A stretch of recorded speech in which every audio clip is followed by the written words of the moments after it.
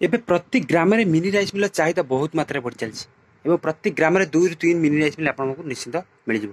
ଯଦି ଆପଣଙ୍କୁ mini rice mill କିଣିଛନ୍ତି ଏବଂ ଅପରେଟିଂ ବିଷୟରେ କିଛି ଜାଣିନାହାନ୍ତି ଏବଂ ତାର ରିପେୟାରିଂ ବିଷୟରେ କିଛି ଜାଣିନାହାନ୍ତି ତେବେ ଆମର ଏ ଚ୍ୟାନେଲକୁ ସବସ୍କ୍ରାଇବ୍ କରିଦିଅନ୍ତୁ।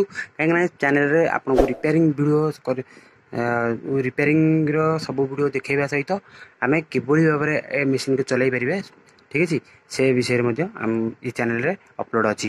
ଆପଣମାନେ ଚ୍ୟାନେଲକୁ ସବସ୍କ୍ରାଇବ୍ କରିପାରିବେ।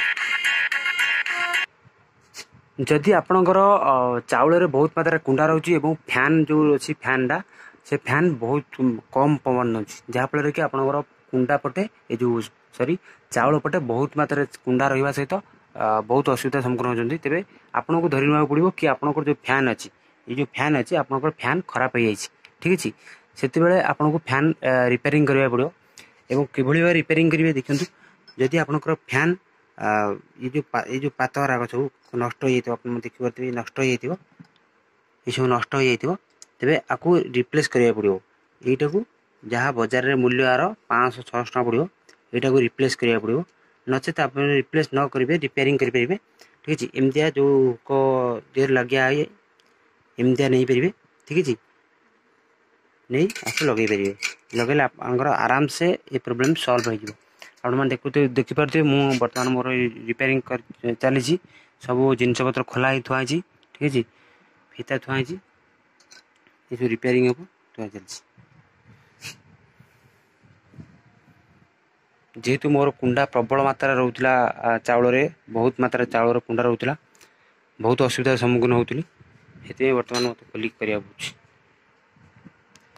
ଏସବୁ ଖୋଲା ହେଇଛି ଆପଣମାନେ ଦେଖିପାରୁଥିବେ ସବୁ ଖୋଲା ହେଇଛି ଫ୍ୟାନ୍ ଖୋଲା ହେଇଛି।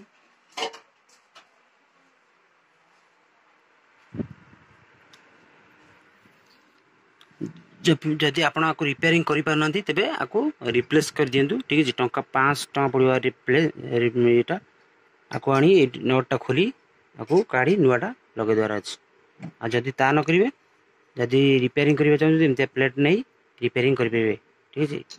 ଆପଣଙ୍କ ହିସାବରେ ଆପଣ ନିଶ୍ଚିନ୍ତ ଟ୍ରାଏ କରନ୍ତୁ। ଏମିତି କରି ଆପଣ ଜାଣିପାରିବେ ଯେ ଆପଣଙ୍କର ଯଦି କୁଣ୍ଡାରେ ଚାଉଳରେ ବହୁତ ମାତ୍ରାରେ କୁଣ୍ଡା ରହୁଛି ତାହେଲେ ଏଇ ପ୍ରୋସେସ୍ କରନ୍ତୁ ଆପଣଙ୍କର ଏଇ ଯେଉଁ ପ୍ରୋବ୍ଲେମ୍ ସଲ୍ଭ ହୋଇଯିବ।